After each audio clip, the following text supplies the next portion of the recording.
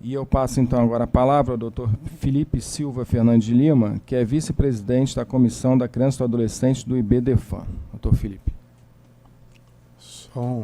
Alô, Dr. Sérgio, primeiro cumprimentá-lo por mais esse evento que trata do sistema de garantias da criança e adolescente. A CEVIG, a Quarta Vara do Rio de Janeiro, são incansáveis nesse sentido, e nós gostaríamos que todos os juízes de infância fossem como o senhor, com essa abertura, com essa possibilidade, com essa alternância de pessoas interessantes aqui para poder falar e dar seu depoimento sobre o seu ponto de vista, sobre sua área de atuação. Então, esse espaço aqui é um espaço muito caro para nós, né, que trabalhamos em rede, trabalhamos na infância. Cumprimentar a Aline, minha amiga, e também diretora Dona Carolina, Silvana, doutora Silvana, minha amiga, acho que quase uma segunda mãe, né? O Saulo, nosso querido colega de grupos de apoio à adoção, coisas da adoção, doutora Magna, muito obrigado, Magna, perdão.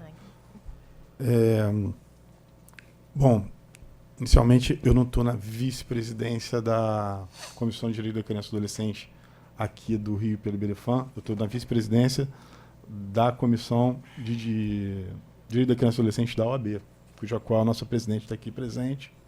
Eu estou lá com ela. Eu estou na presidência da Comissão de Direito da Criança e do Adolescente do IBDFAN, do Rio de Janeiro, né? Não que isso seja muito importante, mas os cargos aparecem, a gente acaba entrando. Por ausência de outras pessoas. Enfim. Bom, me sobrou um tema, conversando com os colegas, um tema que é um pouco tortuoso, atualmente talvez seja o mais tortuoso do sistema de garantia de direitos, que é a migração do SNA, do CNA, né, antigo CNA, para o SNA. Era o Cadastro Nacional de Adoção, que passou a ser o Sistema Integrado, o Sistema Nacional de Adoção, com base no sistema SIGA. A gente teve a oportunidade, junto até com o Dr. Sérgio, né, Dr. Sérgio, de fazer o treinamento e ir no lançamento, em agosto de 2018, desse sistema, que naquele momento não tinha nome, né, era um novo Cadastro Nacional de Adoção. Para a gente que estava lá fazendo esse treinamento, foi muito importante a nossa participação, pelo menos para nós, né, da sociedade civil organizada, cujo qual eu faço parte, porque a gente tinha juízes, promotores, defensores, equipes técnicas, serventuários do MP e da Defensoria, e duas pessoas da sociedade civil, dois indivíduos convidados, claro que pelas suas instituições e indicados pela familiaridade com o tema do Cadastro Nacional de Adoção, que fui eu e uma outra pessoa, o Dr. Cláudio, que é vice-presidente da Associação Nacional de Adoção.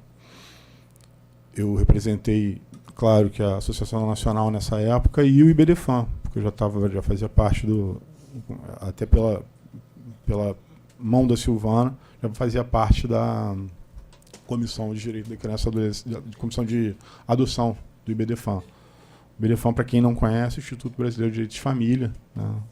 Também trata muito do direito da criança e infância, enfim. A gente prefere criança e adolescente do que infância e juventude. É uma questão de entendimento em relação à semântica. Enfim, acho que o futuro vai tratar disso. Mas, nesse momento, a gente tem vários de infância e juventude, e aqui no Rio a gente tem a atribuição do idoso, né? Como vocês devem saber, a gente trabalha com infância e juventude e idoso obrigatoriamente. Já há muitos anos, mais de 15 anos, essa competência foi essa competência de trabalhar com idoso foi juntada com a parte de tratar da criança e adolescente, o que denota, de certa forma, uma forma de pensar política pública não no melhor interesse da criança, não indo ao encontro do melhor interesse da criança. Nesse sentido, a gente já tem uma questão, que é uma questão controvertida, mas é uma questão importante, porque a gente já teve aqui no tribunal em outras oportunidades, Silvano, para tentar separar as varas de infância que trabalham com a parte protetiva das varas de infância que trabalham com a parte socioeducativa ou infracional. É uma acumulação muito árdua, é uma acumulação que muitas vezes se confunde por conta dos prazos e acaba que a área infracional toma muito tempo do juízo, né, do juiz, da equipe técnica, dos seus colaboradores. Então, seria de bom tom a divisão dessa atribuição das varas. A gente acha isso há muito tempo, a gente já teve conversando no Legislativo e no Judiciário sobre isso, ainda não logramos êxito nesse sentido. Na verdade, a gente tem um problema que é muito maior, que ainda ocorre, que é a acumulação de muito mais do que só a infância protetiva e infracional. A gente tem já do idoso por definição, e aí a gente tem que lembrar lá do artigo 227 da Constituição, pensar na prioridade absoluta. E essa prioridade absoluta também fala da questão de implementações de políticas públicas prioritárias à infância. E nada contra os idosos, pelo contrário, eles têm que ter sua vara específica de tratamento, né? E não misturá-los, porque acaba que alguém vai ficar sem o atendimento satisfatório, né? Com esse nível de poucos serventuários e, ao mesmo tempo, muitas competências, muitas atribuições. E essas atribuições, infelizmente, você vai ter que dar prioridade uma hora para uma hora para outra, para as coisas andarem. Nas varas, especificamente. E a gente não precisa ir muito longe do Rio de Janeiro. No Rio de Janeiro, a gente tem 4 varas protetivas e uma vara de ato infracional. É um oásis. Me parece que só em Campos a gente tem essa divisão também. Fora isso, todas as varas de infância, juventude e idoso têm a atribuição infracional, têm a atribuição protetiva. O que é, obviamente, um atraso para tanto as crianças que estão... Eu chamo de crianças aí, peço licença para citar um colega, um amigo, na verdade. Ele não é meu colega porque ele é psicólogo, eu sou advogado, mas um grande amigo que se chama Lindomar, ele é psicólogo da vara de São Gonçalo, da vara de infância, e ele fala que, pela Convenção dos Direitos da Criança, de 1989, a definição de criança é diferente da definição do ECA. Todos nós sabemos que a definição de criança pelo ECA é até 12 anos incompletos é criança, a partir dos 12 anos até 18 incompletos é adolescente. Só que a Convenção dos Direitos da Criança da ONU, ela não diz isso, ela diz que todas as pessoas que têm 18 anos incompletos são crianças. Então, para marcar, e quando eu ouvi ele falando isso, eu concordei na mesma hora, e repito, e acho que é necessário e é cabível e é justo citar quem teve a ideia, né? Acho que isso é muito importante. Então, nesse sentido, eu vou tratar aqui de crianças, vocês entendam que, eventualmente, eu estou tratando de crianças, eventualmente, eu estou tratando de adolescentes pela divisão do nosso Estatuto da Criança e do Adolescente, da 8.069 de 90, mas eu estou chamando criança por conta da Convenção de 89, que foi recepcionada pelo Brasil. O Brasil assinou. Em setembro de 90, o Brasil assinou a Convenção dos Direitos da Criança. Então, vamos ao tema mais delicado, mais difícil, né? Que é o tema do SNA, Sistema Nacional de Adoção. Está subindo. Do SNA, que é o Sistema Nacional de Adoção. com a migração do CNA, Cadastro Nacional de Adoção.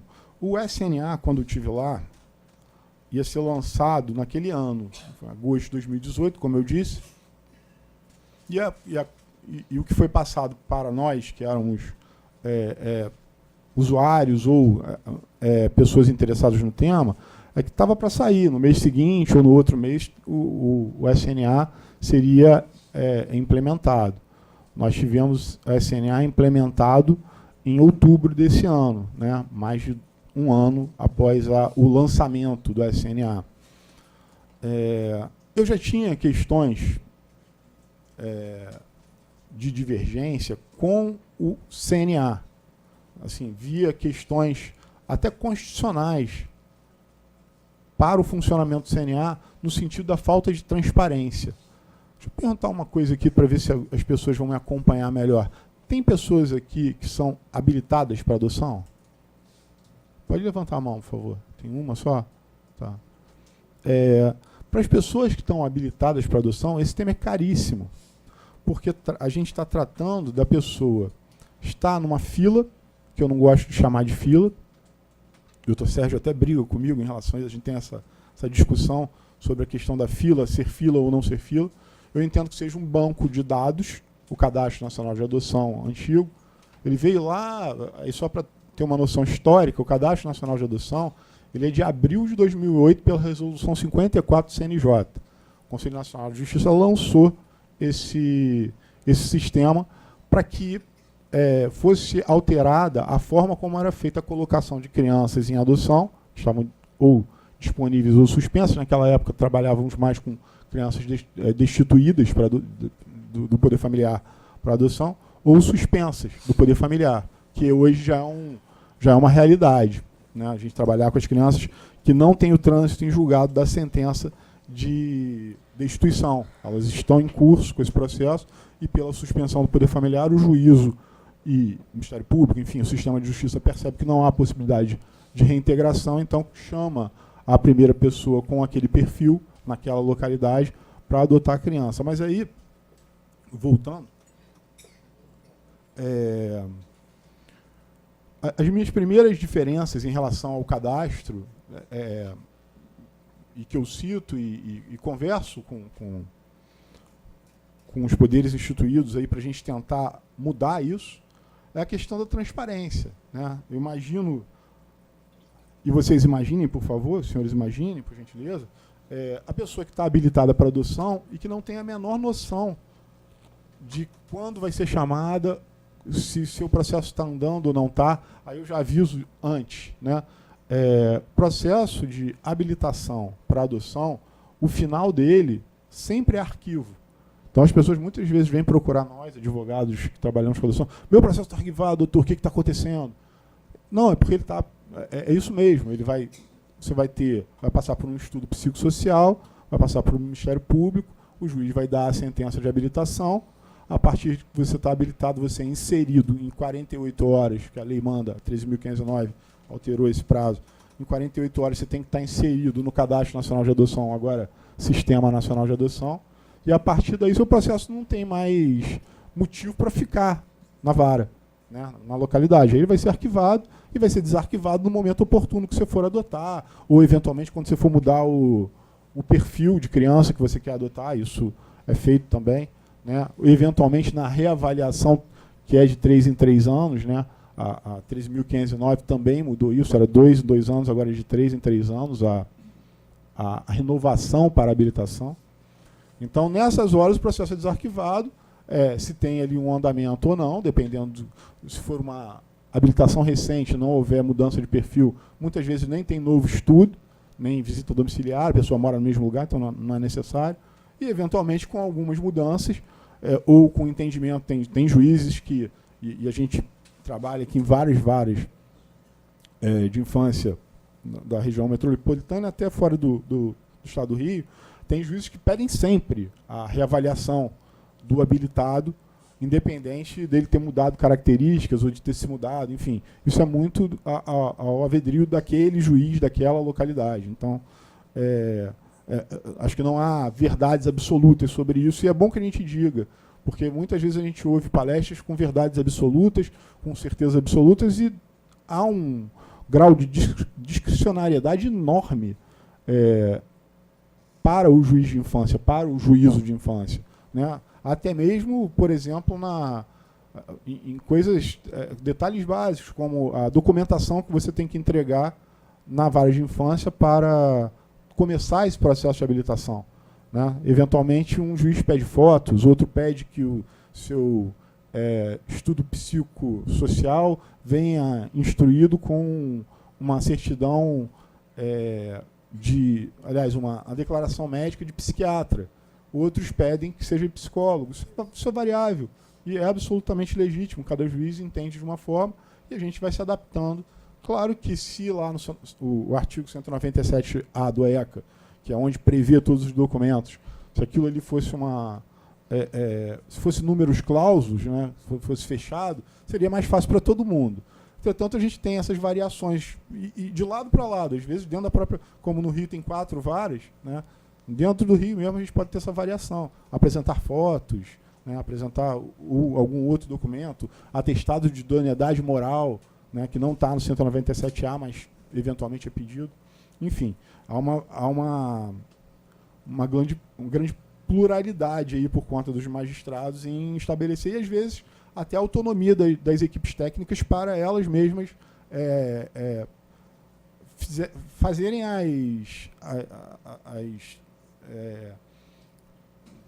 os pedidos, os requisitos, né, para que a pessoa leve os documentos. Então, importante é a gente entender que isso não é uma coisa fechada e não vai ser, né, não tem previsão para isso. Então, vamos voltar para a questão do CNA com o SNA, virando o SNA. Eu vou explicar os 2 motivos iniciais que me causam estranheza em relação ao antigo CNA e ao SNA, porque nesse ponto não mudou nada na migração de um para outro. Lá no artigo 5º 33 da Constituição, a gente fala sobre direito à informação. Informação, transparência, né?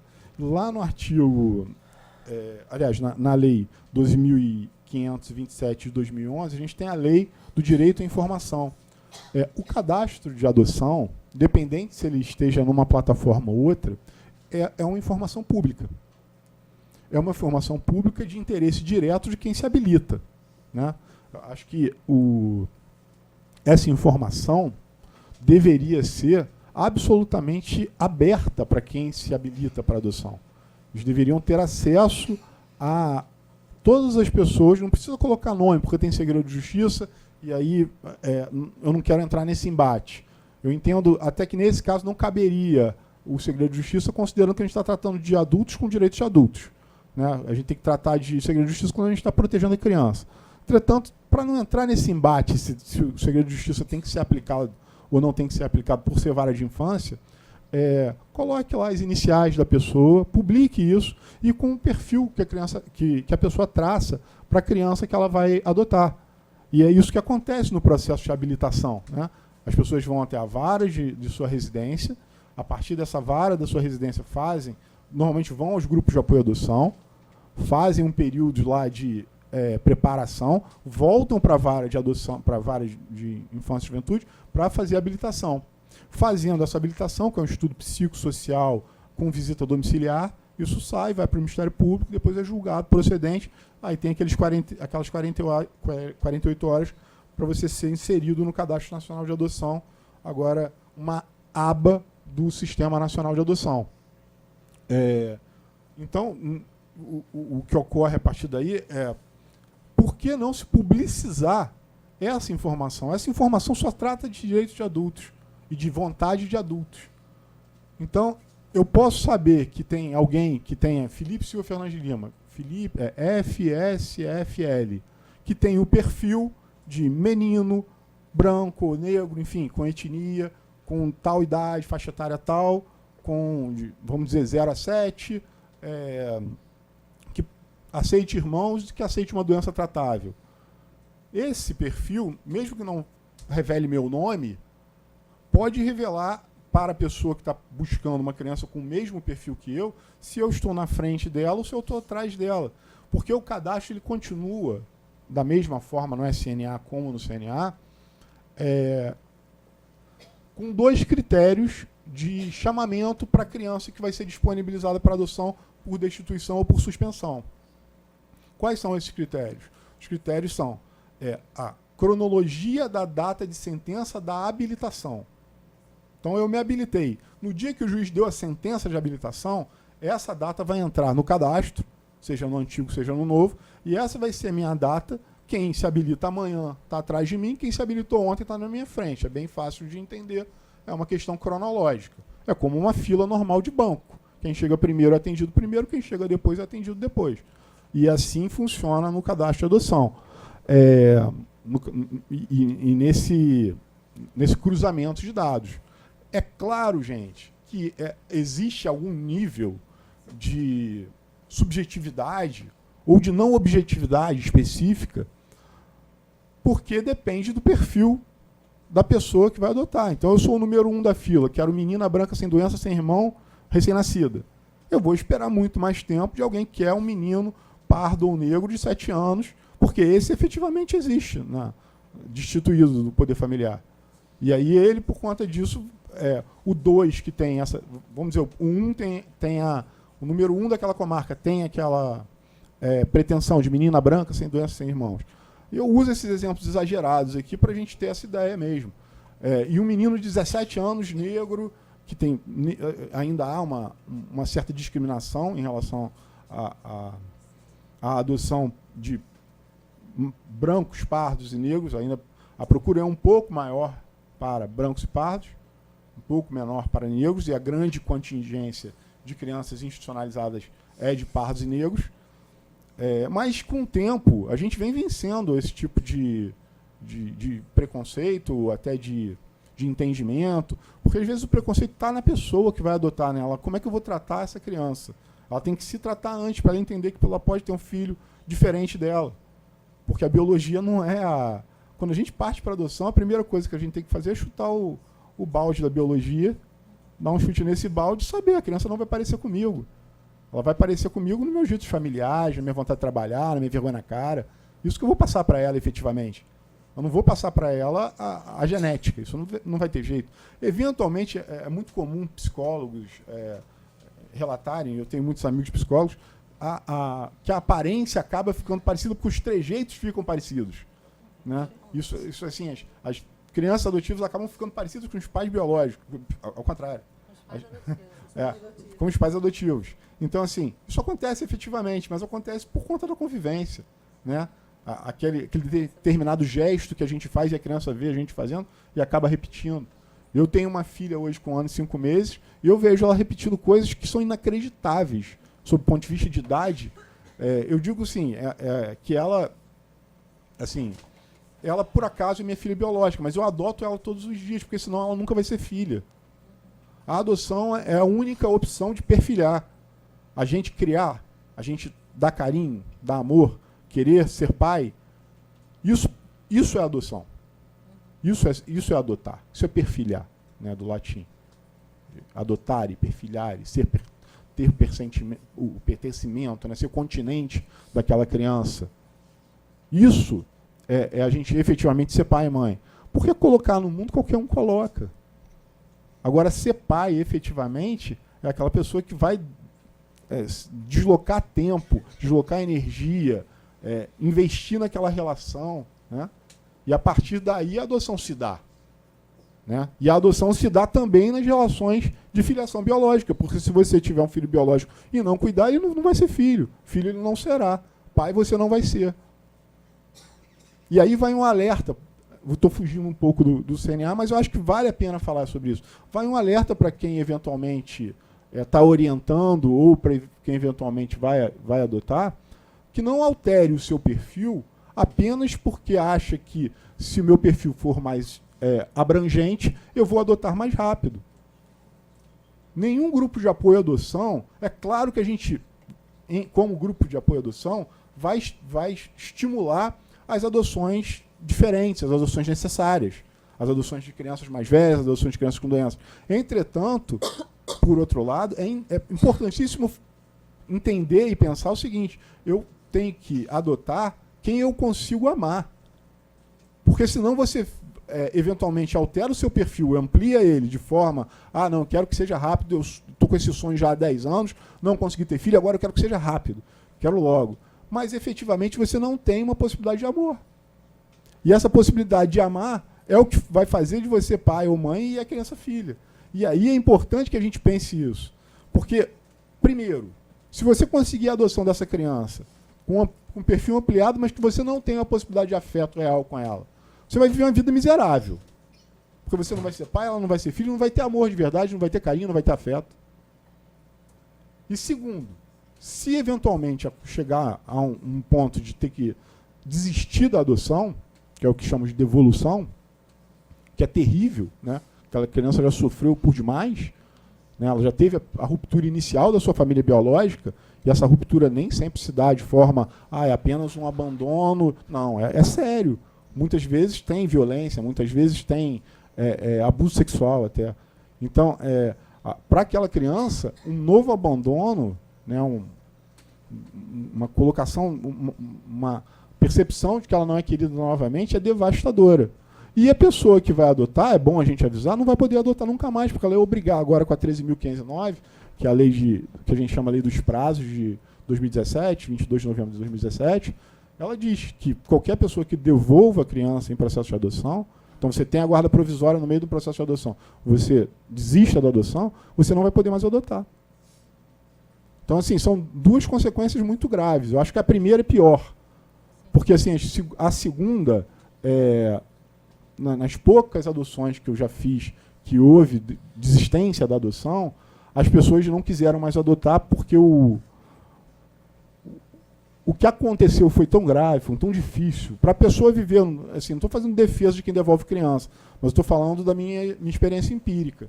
Aquelas pessoas tentaram, mas uma hora elas se viram vencidas por elas mesmas, né? Pela característica da criança, sem querer culpabilizar a criança. Ela tinha que ter tido uma preparação melhor para poder adotá-la, e não mudar o seu perfil correndo porque eu vou adotar mais rápido. Bom, voltando para a questão parando de viajar na parte só de adoção, e voltando para a questão do SNA. Então, a primeira crítica é a questão da transparência, né? Eu acho que isso deveria ser, mesmo com o segredo de justiça respeitado, deveria ser publicizado, diário oficial. Só vai interessar quem? Quem é habilitado. Quem não é habilitado, quem não pretende adotar, não vai ficar olhando isso. Então, assim, coloque todas as varas, coloque em diário oficial as crianças que têm as pessoas que estão habilitadas com suas características. Porque a partir daí você vai poder traçar quantas pessoas mais ou menos tem na sua frente. Porque hoje, com a SNA, houve uma mudança que é muito relevante, né? Uma mudança que eu pedi ao Dr. Sérgio, que a gente teve até um embate amistoso na OAB, sobre essa questão de não haver fila e haver fila, né? Que eu falava assim, não existe fila. E ele falava, existe, não existe, existe. Existe para ele, eu entendo o que ele estava falando. Existe, dentro da vara dele, existe uma ordem cronológica de pessoas com data de sentença anterior e as mais novas, e quem está mais antigo vai ser chamado antes, mas não era divulgado. Portanto, para o habilitado, e eu sou advogado de habilitados, de pessoas que vão adotar, não havia nenhuma perspectiva sobre quantas pessoas tem na minha frente. Agora há. O SNA trouxe essa inovação. E aí você vai lá, coloca o número do seu processo, você já está habilitado, coloca o número do seu processo, o seu CPF, e você vai ver lá. Faltam tantos dias para você renovar a sua habilitação, e depois, quantas pessoas tem na sua frente, na sua comarca, se você escolher no Brasil, no território nacional, no estado e na sua comarca. Porque vocês lembram daquilo que eu estava falando, que quais são os critérios fixadores para chamar o habilitado para a criança disponibilizada para adoção. Quais são os dois primeiros critérios? Localidade e cronologia da data de sentença. Aliás, a gente está vivendo até uma situação hoje de migração problemática, que eu queria tocar aqui até para o doutor Sérgio ter a oportunidade de falar com a gente, que a gente teve essa conversa outro dia por WhatsApp, e acho que é interessante esse debate, até para a gente levar o CNJ, né, em conjunto, se a resposta já não houve, né? Que é a questão como vai ficar no Rio. Porque nas outras cidades é muito tranquilo isso. As outras cidades só tem uma vara, então todo mundo que é da cidade está naquela ordem cronológica da cidade. Niterói, Nilópolis, vai andando aqui em volta e assim vai pelo Brasil. Cidrolândia, Mato Grosso, né? Manaus, não importa, Porto Alegre, do Mato Grosso do Sul, obrigado. Se bem que a cidade é tão pequena, né? Não estou brincando, porque eu tenho muitos amigos lá em Cidrolândia. O doutor Fernando deve estar, ou vai ter acesso a isso daqui a pouco, vai brigar comigo. E nosso amigo Fernando Moreira, um brilhante juiz e membro também do IBDFAN. Então, essa questão da cronologia no Rio cria um problema para mim. Na minha cabeça criou um problema quando veio. Qual foi o problema? Se a cronologia e a localidade tem que ser requisitos iniciais para a busca daquela criança disponível para adoção, a gente tem 4 varas que ocupam territórios. A gente não tem 4 varas que ocupam, como varas de famílias vão para distribuição. Não importa onde você mora no Rio, você vai ser atendido por aquelas varas, a não ser os lugares que tem vara competente, tipo Barra, assim, mas especificamente locais que têm livre distribuição, pode ir para qualquer juiz, para qualquer juízo. Na infância, não. Na infância, a gente tem 4 varas divididas por território. A primeira atua ali da Praça 11 até Vargem Grande, aí depois a quarta atua da onde? Santa Cruz, Campo Grande, Marechal Hermes, Bangu, enfim, a quarta tem toda essa competência gigantesca aí. A segunda, que pega ali Olaria, Penha, Alemão, enfim, Maré. Qual faltou? Terceira vara, que é Madureira e Cascadura, que também é milhões de pessoas. Enfim, são 4 cidades divididas, uma cidade dividida em 4. E aí, nós vamos ter uma fila só de pessoas cronologicamente habilitadas, ou nós vamos ter 4 filas e as pessoas vão sair por sua comarca, né? Aliás, comarca não, que a comarca toda são da capital, por sua vara regional, né? Pela regionalidade. Então, assim, é uma questão que temos que pensar. Temos que pensar, e quem é o gestor do SNA é o CNJ, e nós vamos levar, através, claro, do Dr. Sérgio, que é o nosso capitão aqui, que é o nosso comandante maior, já foi, inclusive, que ele me diz, esse questionamento ao CNJ para ver como vai ficar no Rio. Porque se isso acontecer, uma pessoa que está habilitada há mais tempo na vara da capital, e normalmente as pessoas que estão há mais tempo estão na primeira da capital, porque é uma vara muito mais antiga, a segunda vara é muito recente, não sei se tem 5 anos, se tiver, não chega a 5 anos, você vai ter habilitados muito mais novos. Então, por conta da sua habilitação, da sua data de sentença, eles vão se colocar no Rio inteiro, esses vão ficar prejudicados. Ao mesmo tempo que quem está habilitado há mais tempo vai ficar com vantagem. Que eu entendo que, se for dividido, assim, a minha sugestão, e foi que eu conversei com o doutor Sérgio, a minha sugestão é que mantenha-se do jeito que é. Cada vara tem o seu cadastro de crianças disponibilizadas e cada vara busque o habilitado correspondente mais antigo pela sua data de sentença. Me parece o mais lógico nesse momento. Não sei se vai ser assim que o CNJ vai proceder. E em relação, só para dar continuidade a dúvidas que se criam a partir da mudança de sistema, nós temos um sistema, o antigo sistema, só controla o meu tempo, por favor. Tá? Que é a possibilidade de colocação pelo SNA, ele faz uma divisão, que lá no treinamento a gente pôde ver bem, que ele é por abas. O cadastro nacional, ele virou... Assim, é muito interessante o sistema por dentro, porque ele é um sistema altamente criançocêntrico. Então, ele entende o melhor interesse da criança. Ele busca ali ter, a partir do momento que a criança tem entrada, é claro, se a criança não tiver uma entrada no sistema, ela não vai constar nunca no SNA, que é o Sistema Nacional de Adoção, ou Sistema Integrado, né? Tendo essa entrada, vai ter o tempo que ela está acolhida, se ela recebe visitas, qual instituição de acolhimento ela se encontra,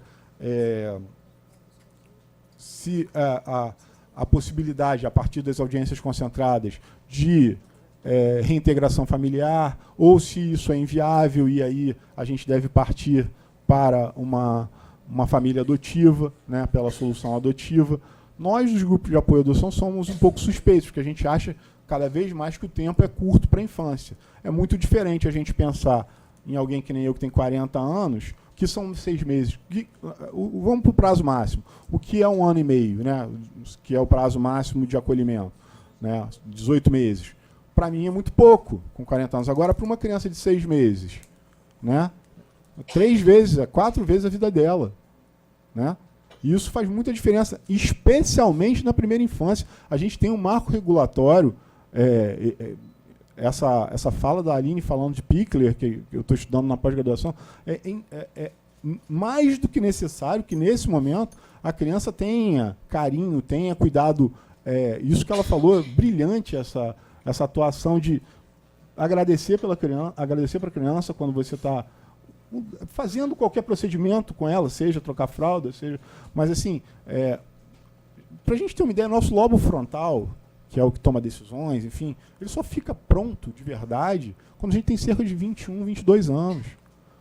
Imagina uma criança, né, que está nessa idade e que precisa, para se fortalecer e para ser um adulto com autonomia, com desenvolvendo todas as potencialidades, nesse momento que está uma explosão de neurônios em seu cérebro, as sinapses estão acontecendo de forma a moldar o que ela vai ser, a quem ela vai ser, como ela vai...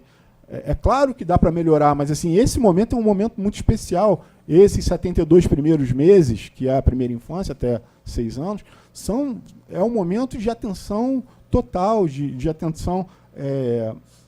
que por mais que a Ana Carolina, por exemplo, tenha essa abordagem e seja um instituto de referência, não vai dar a atenção que um pai e uma mãe vão dar, ou que uma mãe, um pai, uma pessoa solteira, não importa a formação familiar, né? Desde que ela seja uma família eudemonista, e aí eu explico porque essa tradução desde que faça a criança feliz, né? Aquela que me ensinou isso, ela está gostando. Ela deu Mas, de qualquer forma, eu cito. Uma família eudemonista, o que é? É a família que vai ver o quê? A felicidade dessa criança. Né? E especialmente a felicidade, o acolhimento, o carinho. E aí essa criança vai ter possibilidade de desenvolver tudo que ela tem para desenvolver, toda a sua potencialidade. É uma potência, uma criança é uma potência, é uma coisa linda. Né? Eu estava numa palestra outro dia no Ministério Público, lá no 9º andar, no auditório do Ministério Público. E estava vendo a foto de cérebros de crianças. E aí eles colocaram cores para definir a quantidade de sinapses que estavam sendo feitas. Gente, é um negócio assim, que você para, olha e fala, nossa, isso que muda tudo, né? E se você não tem carinho, se você está debaixo da cama com um piolho e sua mãe não vem te ver, você não desenvolve. A criança não desenvolve. E eu como advogado de adoção, Silvana também, enfim, a gente vê essas coisas acontecendo, repetida e repetida e repetidamente. E a gente precisa de juízes como o Dr. Sérgio, que tenha coragem de, quando chega lá nos 18 meses, que é o tempo máximo, e se bobear antes, porque ele faz isso, entendendo que a família de origem não tem mais condição, coloca essa criança para adoção, porque tem um cadastro de 46 mil pessoas aguardando para adotar. E só para a gente não fugir dos números, a gente tem 46 mil pessoas aguardando para adotar e quase 10 mil crianças naquele meu sentido da Convenção da Criança e Adolescente. Temos mais adolescentes. Mais de 9 mil, quase 10 mil crianças disponíveis para adoção. E por que esse número não bate? Por que a gente fica com essa defasagem? Espera aí, se nós temos 46 mil que querem 10 mil disponíveis, cruza o dado, diminui 10 mil, teremos 36 mil pessoas habilitadas para adoção. Porque o perfil do habilitado não é dessas crianças que estão acolhidas, destituídas do poder familiar. E aí a gente tem que ter muito cuidado nessa hora, porque senão a gente imputa a responsabilidade por essa situação ao habilitado. Claro que nós vamos estimular as adoções diferentes, as adoções necessárias. Agora, lembre-se daquilo que eu falei, que haja a possibilidade de criar um laço de afetivo real. Porque se não houver, não altere o seu perfil, não indique a pessoa que vai habilitar para alterar para ir mais rápido. Porque senão você não vai ser pai e a criança não vai ser filho.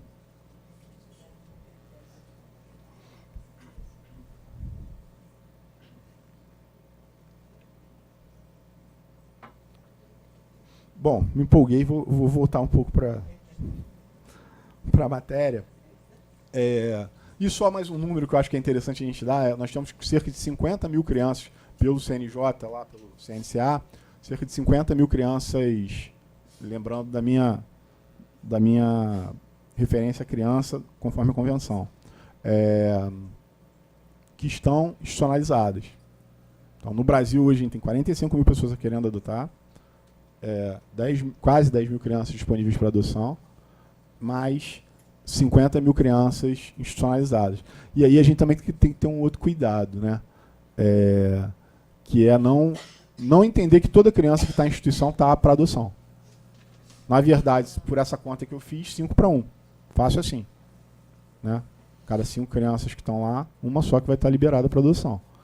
Então tem que ter muito cuidado na hora da visitação, porque a gente vai, visita, se apaixona, e se apaixona rápido, né? Especialmente o habilitado, né? E eu passei por esse procedimento também de habilitação, a gente se apaixona em 5 minutos. Especialmente em instituição de acolhimento de bebê. Aí, acho que em segundos, né? A gente não tem nem visitação por causa disso, mas assim, lá em Niterói tem o Lar da Criança, que tem. Então, assim, lá tem crianças pequenas, né? Tem idade, e eventualmente tem visitação. Mas lá tem crianças mais velhas também, e não precisa ir no berçário, né? Evite isso. Mas a gente tem que entender que essas crianças não estão liberadas para adoção, elas estão em processo de destituição muitas vezes. E na hora que o juízo, junto o sistema de justiça, mas especialmente o juiz, entende que não há mais possibilidade dessa criança permanecer em sua família, que se libere a criança para adoção.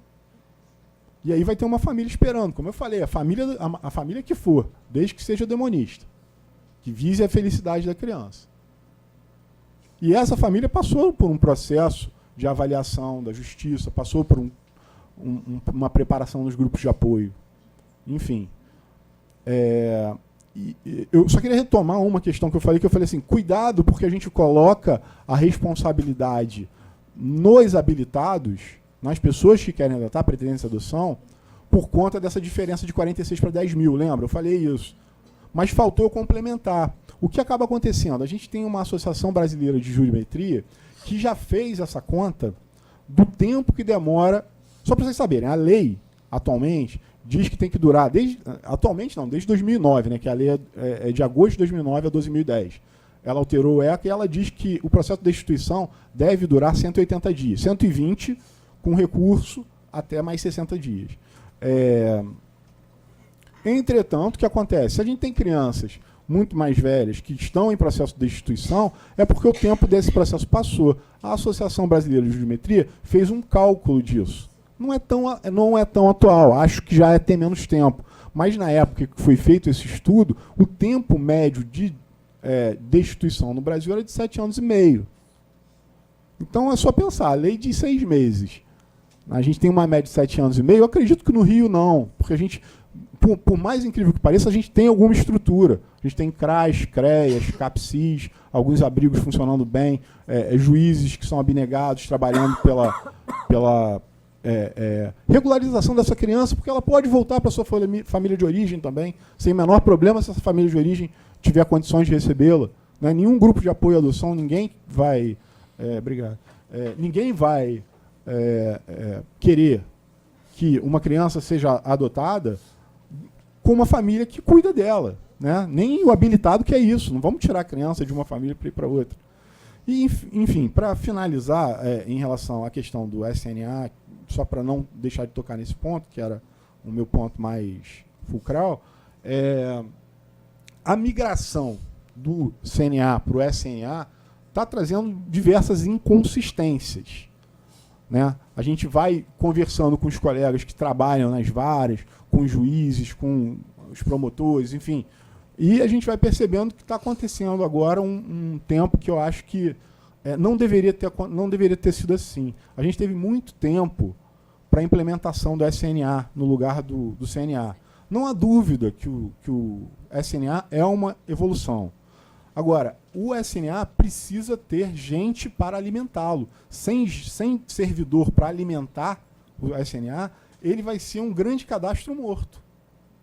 Um grande sistema morto. Então, é necessário que o provimento 36 do CNJ seja cumprido pelo menos em parte. O provimento 36 do CNJ, para quem não sabe, diz que a cada 100 mil habitantes você deve ter uma vara específica de infância e juventude toda equipada, com psicólogo, centro social, pedagogo, enfim, juiz, promotor.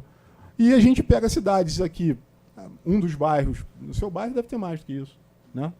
Mais do que 100 mil pessoas.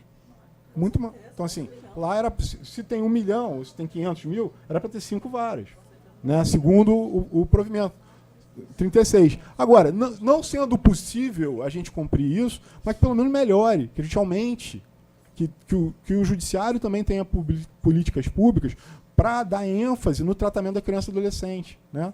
Então, nesse sentido, essas inconsistências podem causar, eventualmente, erros na fila de chamamento. Isso é o que mais me preocupa. Isso é o que mais me preocupa. Porque se nem todo mundo veio habilitado, aliás, desculpa, se nem todos os habilitados vieram ativos, como era no CNA, e foi inativado por falta de algum instrumento lá, algum documento, alguma data, o nome da mãe, não sei, qualquer coisa desse tipo, e ela inativou, ela devia estar ativa. E isso aconteceu, mormente, pelas minhas pesquisas, com pessoas que estão habilitadas há mais tempo. Ou seja, quem está há mais tempo teria prioridade cronológica pela data de sentença. E, ao mesmo tempo, a pessoa que está habilitada há menos tempo, ela entra no sistema. Vou fechar, pode deixar.